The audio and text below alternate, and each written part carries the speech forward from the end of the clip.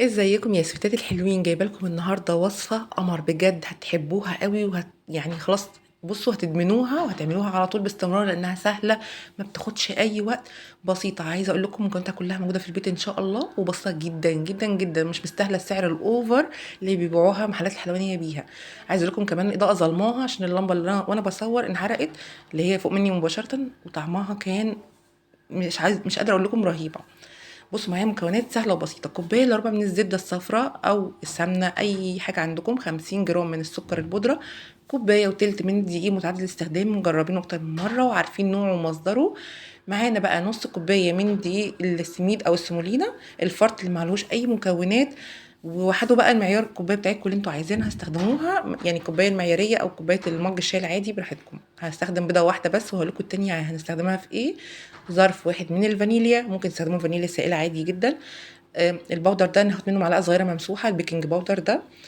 بصوا هتكلم تاني على المكونات وانا شغاله. انا بقى عندي دلوقتي هشتغل في الزبده، لازم هضربها كويس لغايه ما انعمها واخليها لينه، ولونها طبعا هيتغير وهيبقى لونها ابيض وفاتح وهشه جدا، توصل لقوام الكريمه كده. ولو عايزه تستخدمي مضرب السلك مفيش مشكله، بس هتغلبك شويه، فهقولك على حاجه تركيه تعمليها.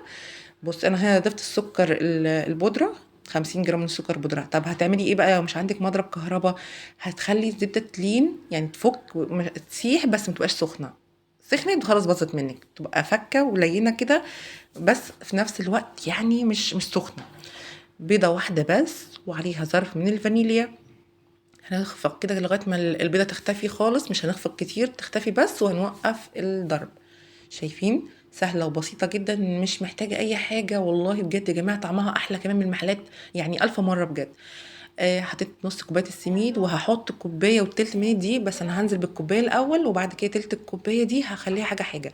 هاخد معلقه صغيره ممسوحه، ما تخلوش تكتروا في البودر او البيكنج باودر، علشان هينفش معاكي، لانها كده كده اصلا حجمها بيتضاعف وانتي بتسويها في الفرن. انا ببس الدقيق وبنزل حبه حبه، طول ما هي بتلزق في ايدي انا بنزل بالدقيق حبه حبه، يعني انا نزلت بالكوبايه كلها كامله، والتلت الدقيق الباقي فضلت انزل حبه حبه لحد ما بقت متماسكه معايا وما بتلزقش. بعملها بكوره كده وبحاول اعجنها، بصوا ما بتشققش. هو ده سمك والقوام اللي انا عايزاه. دي صينيه مش مدهونه اي حاجه، مش هدهنها اي حاجه، هي اصلا فيها الزبده بتاعتها. لو انت مش متاكده ان الصينيه بتاعتك نوعها كويس، ممكن تديها مسحه من الزيت. بكورة ده الشكل المتعارف عليه حاليا، الناس يعني خلاص بقى فاض بيها، كور كور كده وخلاص. بس انتي بقى اول ما طلعت الرموش كانت بالشكل اللي انا هعمله معاكم دلوقتي ده، وهي شبه العين بالظبط. باخدها حجمها اكبر من البليه سيكه صغنونه، وبرجع اعملها اسطوانيه وببططها بايدي واسحبها سحبتين من الجناب زي ما انتم شايفين كده، بقت شبه العين بالظبط. هعمل معاكم كمان واحده عشان تشوفوها.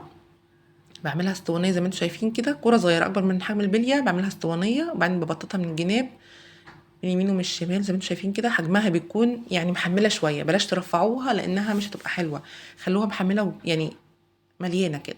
شايفين؟ ده الشكل المعروف في المحلات دلوقتي، وده كان اول ما طلعت رموش الست.